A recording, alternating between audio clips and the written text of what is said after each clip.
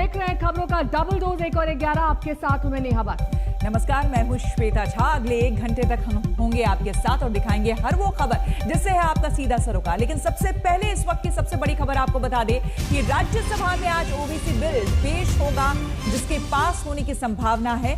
राज्यसभा में आज पेश होना है क्योंकि कल ही लोकसभा में चर्चा के बाद उस पर मुहर लग गई थी और आज राज्यसभा में चर्चा होनी है। संसदीय कार्य राज्य मंत्री अर्जुन मेघवाल ने कहा है कि जिन लोगों ने राज्यसभा में कल हंगामा किया था उनके खिलाफ कार्रवाई को लेकर विचार चल रहा है। राज्यसभा के सभापति वेंकैया नायडू से मीटिंग के बाद अमित शाह, प्रहलाद जोशी और पीयूष गोयल प्रधानमंत्री से मिलने पहुंचे। अनुराग ठाकुर क्या कुछ कह रहे हैं, सुनते हैं। जो हुआ वो एक के बाद दूसरी घटना शर्मसार करने वाली थी। पहले मंत्री जी का बयान फाड़ देना एक दिन, और फिर कल टेबल पर चढ़ के पीठ के ऊपर यानी कि राज्यसभा के अध्यक्ष की चेयर के ऊपर वो फाइल फेंक देना अपने आप में शर्मसार करने वाला है। और कोई इसमें गर्व महसूस करता है तो मुझे कई बार लगता है जैसा 26 जनवरी को हुआ, जहां एक और उससे शर्मसार हुए, वहीं पर इस तरह की घटनाओं को बार बार कहीं ना कहीं अंजाम दिया जाता है। अपना 2 वर्ष तक demarcated sacred areas which are known as sanctum sanctorum. The parliament, the apex legislature of our country, is regarded as the temple of democracy. The table area where the officers and supporters of the reporters of the house, the secretary general and the presiding officer are seated is considered as the holy sanctum sanctorum of the house. A certain degree of sacredness is attached to this place. In our temples, devotees are allowed only up to this sanctum sanctorum and not beyond. Entering this sanctum sanctorum of the house in itself is an act of sacrilege. It has been happening as a routine for some time. I am distressed by the way this sacredness was destroyed yesterday. When some members sat on the table, some others climbed on the table of the house, perhaps to be more visible in such acts of sacrilege. I have no words to convey my anguish and to condemn such acts. As I spent a sleepless night,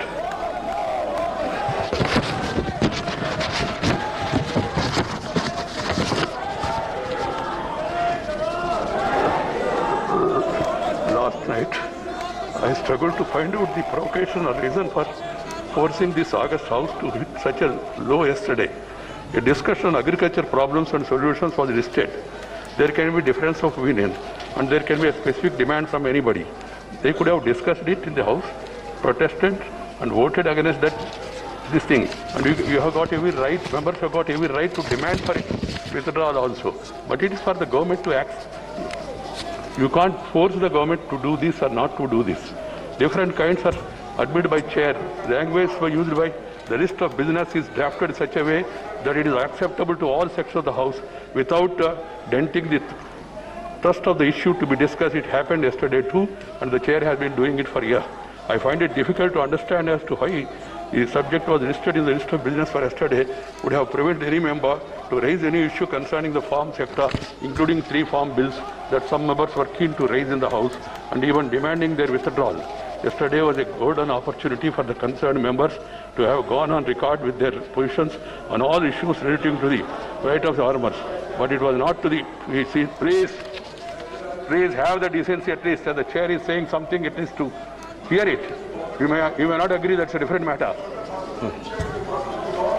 The positions on all issues to the right of farmers, but it was not to be, as the sole intention seems to be, not to allow the House to function. Sir, 35 bills have been passed. Right at the start of the proceedings of the House yesterday, I have cautioned them not to take up the listed discussion on farm sector. And then what is worrisome, some members of the House have fought the sad moments of sacrilege in the House yesterday and posted it on the social media. While doing so, they only ended up showing the people to the extent which this August House can degenerate to the newfound competitiveness and aggressive disruption by some sectors. I was very sad. I am deeply anguished, and also the nation also is anguished. As the chairman of the House, I am sacred to visualize implications and consequences of such competitive acts of sacrilege in our temples of democracy. I earnestly appeal to the collective conscience of this House to seriously reflect on what happened yesterday, to explore the remedies. If any failure to do would certainly amount to a setback to our parliamentary democracy, to make it irrelevant, I would like to remind all of you that we begin to celebrate 75 years of our independence in a few days from now. The choice before each one of you is very clear. Either to be best parliamentarian or the worst disruptor. The choice is yours. And I am told that some people have complained about not showing this in the Rajya Sabha. I don't know why Rajya Sabha TV is not showing. This also can be shown. I have no problem. I don't want to run the house like this. I am adjourning the house to meet at 12 a.m.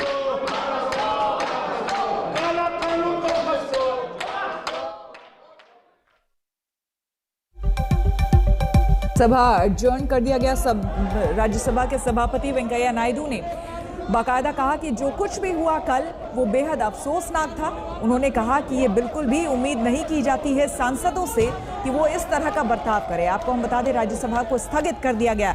Rajya Sabha के सभापति वेंकैया नायडू ने काफी कुछ कहा। उन्होंने अफसोस जताया कल जो कुछ भी हुआ था। उन्होंने कहा कि ये मर्यादित बिल्कुल भी नहीं है। जिस तरह की भाषा का प्रयोग किया गया राज्यसभा में, सांसदों ने जिस तरह का एक्ट किया वो बिल्कुल भी नहीं करना चाहिए। आपको अगर याद हो, तस्वीरें भी हम आपको दिखा रहे हैं कि कल लगातार विपक्ष नारेबाजी कर रहा था राज्यसभा में और साथ ही साथ रूल बुक भी उठा करके फेंक दी थी।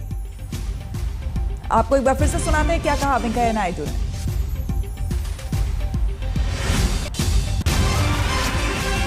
Anybody, they could have discussed it in the House, protested and voted against this thing, and you have got every right, members have got every right to demand for it, withdrawal also. But it is for the government to act.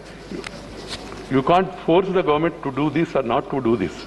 Different kinds are admitted by chair. Language used by the list of business is drafted in such a way that it is acceptable to all sections of the House without denting the thrust of the issue to be discussed. It happened yesterday too, and the chair has been doing it for a year. I find it difficult to understand as to why the subject was listed in the list of business for yesterday would have prevented any member to raise any issue concerning the farm sector, including 3 farm bills that some members were keen to raise in the House and even demanding their withdrawal.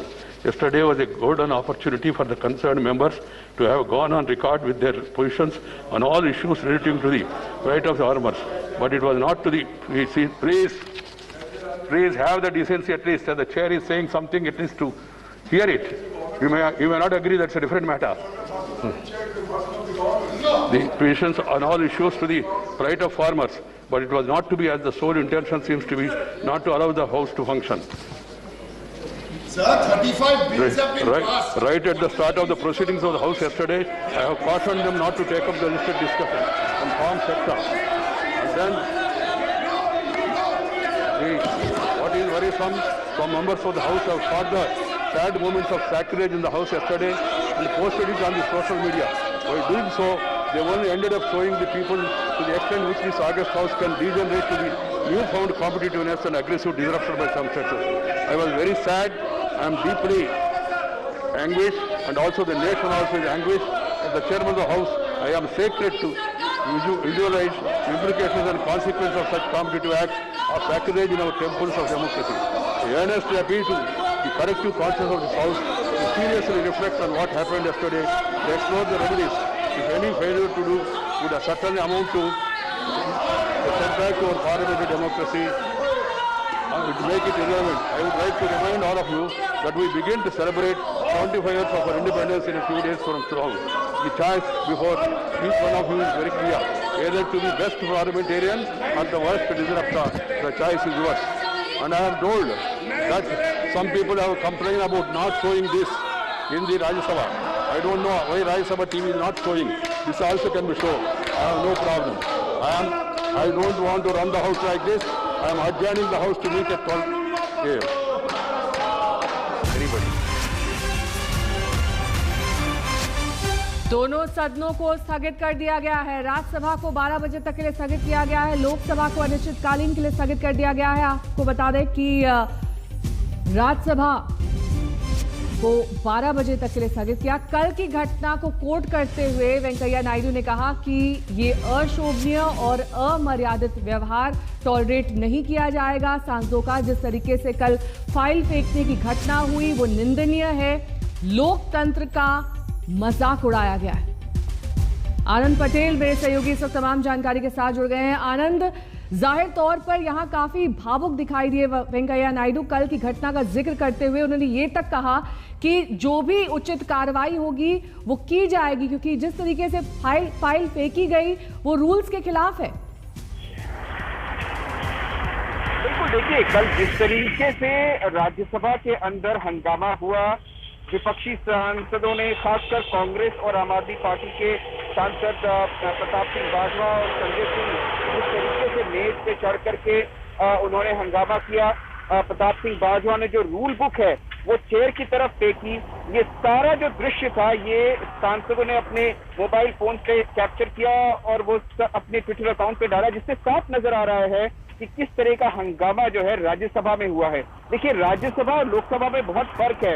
Rajya Sabha को house of elders कहा जाता है, जहां पे वरिष्ठ सांसद बैठते हैं और गहन चिंतन और मंथन किया जाता है। लेकिन आप देखिए किस तरह की भाषा शैली इस्तेमाल की है वेंकैया नायडू अध्यक्ष राज्यसभा ने, कि वो कितने तल्ख हैं, कितना उनके अंदर दुख है, क्षोभ है इस घटना को लेकर के। तो कहीं ना कहीं कल जिस तरीके से बातें हो रही थी, अनुराग आपसे और जानकारी लेंगे, लेकिन उससे पहले एक बार सुन लेते हैं केंद्रीय मंत्री अनुराग ठाकुर ने क्या कुछ कहा। वहीं पर इस तरह की घटनाओं को बार बार कहीं ना कहीं अंजाम दिया जाता है।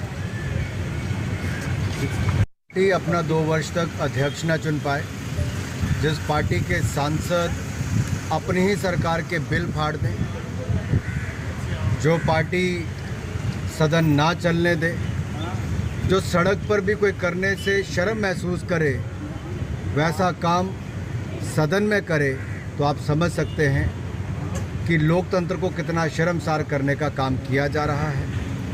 देश की जनता ने जिन्हें सांसद बनाकर भेजा है अपने मुद्दे उठाने के लिए, वो चर्चा में भाग ना लेकर चीर फाड़ करने तक आए हैं, फाइलें फेंकने तक आए हैं।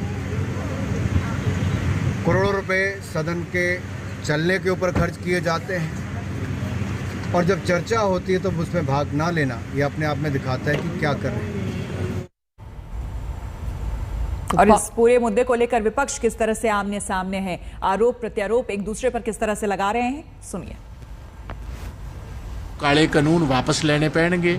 मैं विश्वास दिवाना चाहना किसान वीरां नूं, तुसीं अपनी लड़ाई जंग बाहर जारी रखो, असीं पार्लीमेंट के हाउस दे विच तुहाडी जंग जारी रखांगे जिन्ना चिर काले कानून वापस नहीं होंदे।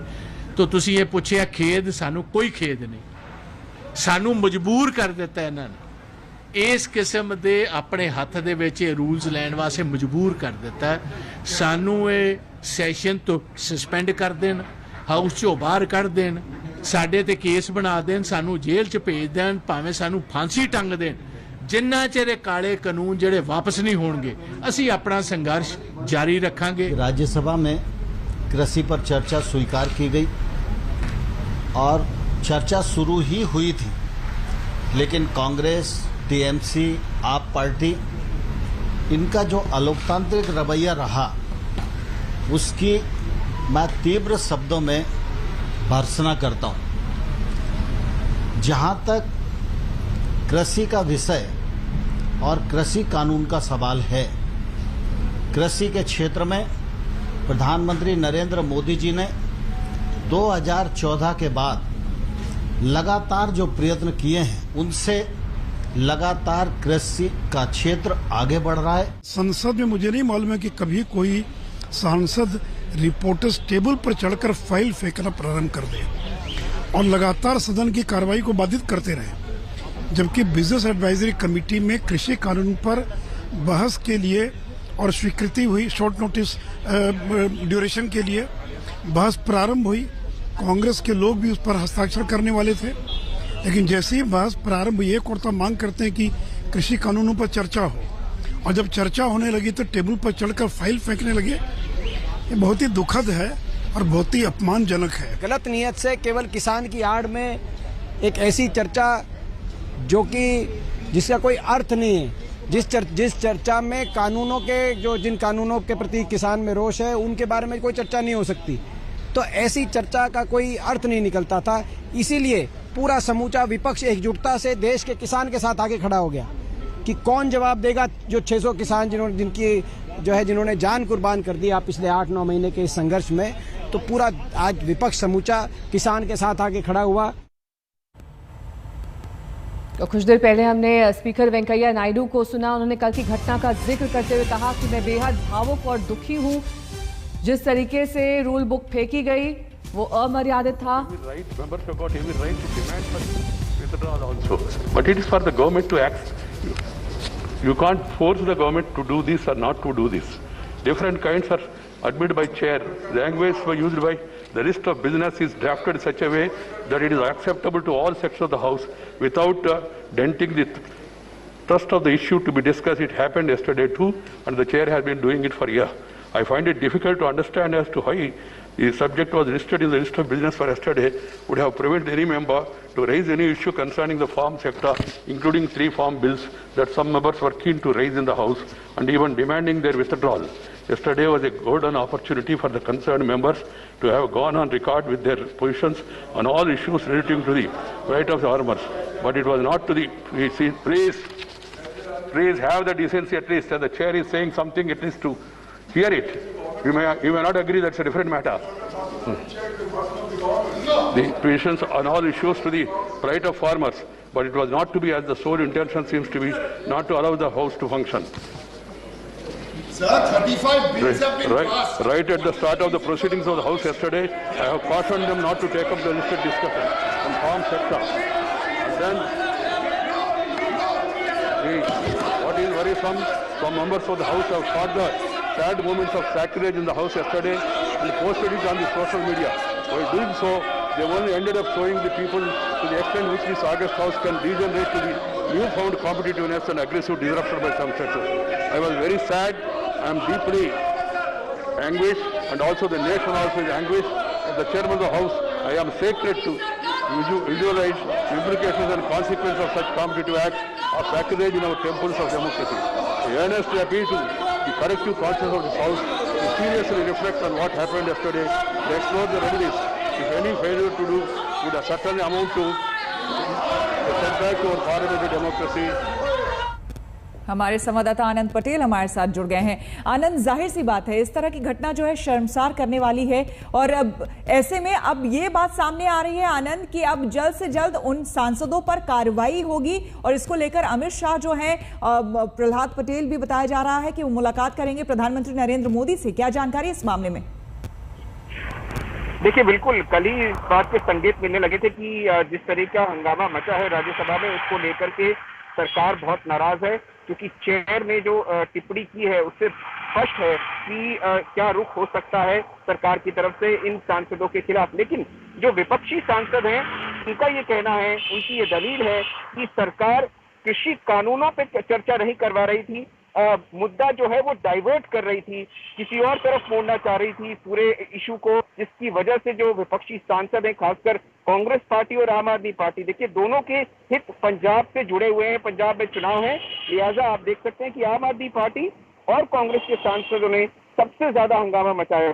तो कहीं ना कहीं पक्ष और विपक्ष में कृषि कानूनों को लेकर जो टकराव था वो कल देखने को मिला है। अब कार्रवाई होगी, इसको लेकर के अभी थोड़ा संशय है, क्योंकि आज आखिरी दिन है, आज सत्र का अवसान हो जाएगा, तो देखना होगा कि किस तरह की कार्रवाई या एक तरह से चेतावनी दी जाती है चेयर की तरफ से।